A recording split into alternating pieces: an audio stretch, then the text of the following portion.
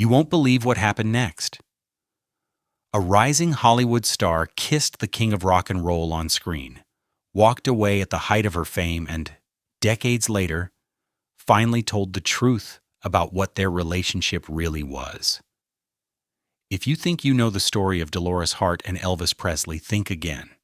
Today we're diving into the life of a woman who lived two extraordinary callings, and at 86, opened up about the one question fans never stopped asking.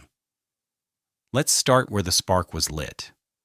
Dolores Hart was born in Chicago on October the 20th, 1938, into a family that wrapped her in support, discipline, and faith. Picture a kid who could sit through a school day, ace her assignments, and then stay after to paint a set or run lines for a play. Equal parts head and heart. That's Dolores. Her Catholic upbringing wasn't just a box checked on Sundays. It shaped her daily rhythm.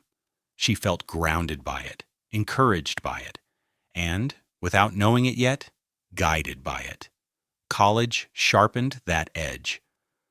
At Mundelein College in Chicago, a women's liberal arts school, she didn't just crack open textbooks. She found a space to stretch her creative muscles. You can almost see her now, dashing from a literature seminar to a rehearsal room, making choices with a quiet confidence that said, "I'm here for something that matters." She didn't know exactly what door would open next. She just kept stepping toward it. Then Hollywood knocked, loudly. A contract with Paramount Pictures launched Dolores Hart into a whirlwind most people only dream about. She wasn't the type to bulldoze her way into a scene. She glided in, poised, warm, and disarmingly sincere. Directors noticed, audiences noticed. And then came a moment that would be replayed, requoted, and mythologized for decades. The movies with Elvis Presley. In 1957's Loving You, Dolores Hart and Elvis Presley shared a kiss that the world would not forget. On screen, it felt effortless. Two young talents, both luminous, both caught in the charged electricity of early stardom. The next year, they reunited for King Creole. And that same chemistry showed up again, more mature, more assured. People saw the glamour. What they didn't see yet was the foundation underneath it. Mutual respect, thoughtful conversations, and a deepening friendship. By 1960, Dolores Hart wasn't just the girl who kissed Elvis. She was her own phenomenon. Where the Boys Are took the anxieties and hilarity of young adulthood and held them up to the light, and Dolores met the moment with an easy mix of sophistication and vulnerability. If you've ever watched an actor who makes it look simple, like they're not acting so much as letting you into something true, you know the effect. She had that in spades. Then came an unexpected turn, a role that was less Hollywood glitz and more spiritual gravity. In Francis of Assisi, 1961, Dolores Hart stepped into the life of St. Clare of Assisi. It was a different kind of challenge, no quick quips, no surfside laughs, but a quiet intensity. To play a woman of conviction, Dolores had to reach into her own convictions. And even off camera on set, she drifted toward the contemplative, sketching, reflecting, letting the story change her. The work wasn't just a role anymore. It was starting to feel like a mirror. Next, she took on Lisa, also known as The Inspector, 1962. Based on the novel by Jan de Hartog. In it, she played a young survivor navigating trauma and hope in the aftermath of the war. It demanded a kind of strength that sits in silence, a performance made of glances, pauses, small choices with enormous weight. The film drew critical attention, and Dolores proved she could carry material that wasn't simply romantic or breezy, but morally serious and emotionally layered. Television came calling too. In 1963, Dolores Hart guest starred on The Virginian in an episode titled The Mountain of the Sun, playing a devoted missionary risking everything to honor her vows and serve a community in desperate need. It wasn't just another credit. It echoed something inside her, that steady tug towards service, purpose, and meaning. Not long after, she appeared in Come Fly With Me, alongside Hugh O'Brien, and then a hard stop. At a time when most actors scrambled for the next big role, Dolores felt a different pull. Now, pause here. Imagine standing at a crossroads with two maps, one drawn in neon lights and red carpets, the other in candlelight and prayer. Which would you pick? Dolores Hart chose the road almost no one expected. In 1963, she left Hollywood behind and entered the Abbey of Regina Laudis in Bethlehem, Connecticut, to become a Benedictine nun. No scandal, no dramatic meltdown, just a courageous yes to a calling she couldn't ignore. This wasn't escapism. Monastic life isn't a retreat from reality, it's a plunge into it, only with a different set of stakes. Life in the Abbey meant early mornings, communal prayer, real work. It also meant art didn't disappear. Music, theater, and craftsmanship thrived at Regina Laudis, and Dolores Hart, now sister and later Mother Dolores, became part of that living tradition. The discipline that once made her a compelling actor made her an attentive nun. The same attentiveness that listened for a director's note now listened for God. Leadership found her. In 2001, Mother Dolores Hart was named prioress of the Abbey, a role she held until 2015. She guided, she organized, she cared. Think of it as directing a different kind of ensemble, the daily rhythm of a community, the stewardship of a place that is simultaneously ancient and alive. Through all that, she stayed graciously connected to the wider world, never a recluse, always a witness to what she believed. Every so often, the public spotlight swung back. In 2008, she spoke to a packed room about her journey, from the film sets to the cloister, from red carpets to quiet chapels, sharing not a fairy tale, but a faithful one. Then came an Oscar-nominated short documentary, Is the Bigger Elvis, that introduced a new generation to her story. The actress who chose a life of prayer, the nun who could still light up a camera with nothing more than a smile. Later, her memoir, The Ear of the Heart, invited readers deeper in, without sensationalism, just clarity, humor, and honesty. But through it all, one question shadowed her name. What really happened between Dolores Hart and Elvis Presley? Fans speculated for decades. Rumors flew. People wanted a headline, a secret, something spicy. And for years, Dolores politely declined to feed that beast. She wasn't interested in turning a human being into a plot twist. She had another kind of truth in mind, one that required time, distance, and kindness. Now at 86, Dolores Hart finally spoke plainly. And what she shared is better than gossip. It's real. She remembered Elvis Presley not as a caricature of swagger, but as a man who could be surprisingly gentle, playful, and attentive. She'd seen him in the quiet moments where the performer stepped back and the person stepped forward. He made you feel seen, she said in essence, not for the headlines, but for your thoughts. That's not the story tabloids want to hear. It's the story grown-ups tell. Was there attraction? Yes. Two young stars, shoulder to shoulder in the chaos of early fame. Of course there was. But here's the part that might shock you more than any kiss. What bound them wasn't fireworks so much as friendship, respect, conversation, the kind of bond that doesn't need to be measured in drama to be meaningful. If you've ever had a friend who understood you at a moment when the world felt too loud, that's the zone they lived in.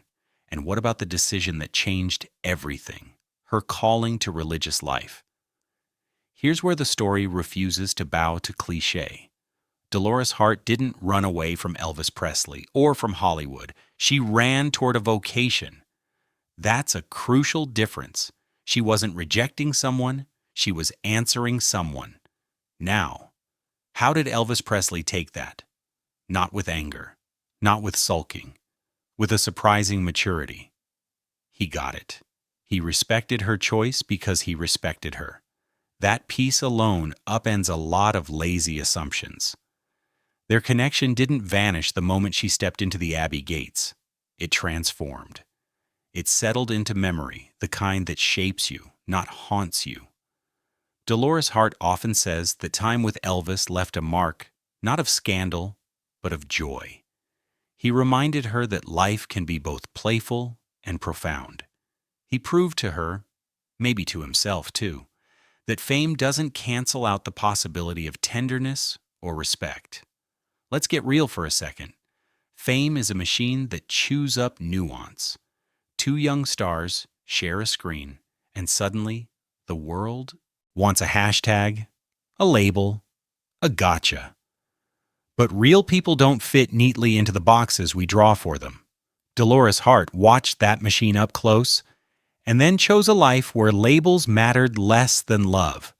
That doesn't make her a saint in the cartoon sense. It makes her a human being who listened carefully and acted courageously. And it's not like the early career evaporated. Those films still sing. In Loving You, you can see the sweetness and spark. In King Creole, you can feel the confidence. Where the Boys Are captures a generation inching toward adulthood with all the awkwardness and hope in the world. Francis of Assisi points to a deeper well. Lisa, the inspector, shows what happens when an actor trusts silence. The Virginian episode proves she could carry moral weight on the small screen, too. The thread tying it all together? Presence. Dolores Hart didn't push. She invited. When she speaks now, steady voice, warm eyes, you sense that she waited to say certain things until she could say them in full. Not just what happened, but what it meant. She's not selling a memory. She's offering a perspective. There's a difference. At 86, she's not trying to resurrect a romance narrative the public can chew on. She's honoring a person and honoring the truth of her own heart. So what's the truth about Elvis? Everyone keeps asking about? It's not a plot twist. It's a character study. Elvis Presley was, yes, a superstar with an orbit of noise around him. But to Dolores Hart, he was also a generous listener, a bright spirit. Someone who, when the camera stopped, could treat you like a person, not a prop. He respected her boundaries. He engaged her mind. He let the friendship be what it was, not what the world demanded it become. There's something quietly radical about that, isn't there? Two young icons who could have played the tabloid game and didn't. A rising actress who could have followed the obvious path and didn't. A cultural myth that could have ballooned out of proportion and didn't, because she refused to feed it. Instead, Dolores Hart lived a story that messes with our assumptions about success. That bigger isn't always better. That applause isn't always the point. That purpose can be louder than fame if you let it. And look, maybe that's why people keep circling back to her. The world is noisy. A life like hers cuts through. When she served as prioress, that wasn't a detour from leadership. That was leadership, full stop. When she returned to public view through the documentary and her memoir, it wasn't a comeback. It was a conversation with anyone who's ever felt torn between good and good, between a life you can see and a life you can sense. If you're hearing a challenge in this, it's because there is one. What would it look like, really, for you to listen to the quiet voice over the loud one? To choose meaning over momentum? Dolores Hart didn't settle for the role people wanted her to play. Ingenue forever, Elvis's What If, a walking headline. She chose a role that required humility and courage. Servant, mentor, witness. That's not flashy, but it's fierce. And yet, she's still an artist. The Abbey has long embraced music and theater, and you can feel her hand in the way beauty is treated as something sacred, not frivolous. It's the same instinct she had as a young actor. Offer the audience something real. She just switched stages, Let's talk feeling for a second. Fans spent years wanting a tidy ending to the Elvis chapter. Did they? Didn't they? But the truth Dolores Hart offered at 86 is richer than a yes or no. It's a portrait of human connection that doesn't need to be romantic to be profound. It's the story of two lives that intersected at a pivotal moment and left each other better. That's not a letdown. It's a better ending than any tabloid could write. So if you're watching this thinking, okay, but what do I take with me? Take this. Respect matters. Boundaries matter. Faith, whether you name it that way or not, matters. The way you treat people when no one's watching matters. Elvis Presley had the kind of celebrity that could have swallowed him whole, and still, Dolores Hart remembers him for the kindness he showed in private. That's the kind of detail that tells you who a person really is. And for her part, she reminds us that success isn't a single lane. She had a brilliant film career, and she had a brilliant monastic life. One didn't invalidate the other. In fact, the skills overlapped. Discipline, presence, humility, craft. She took what she learned from Hollywood, the attention to detail, the love of beauty, and channeled it into a life built on prayer and service. That's integration, not escape. Now,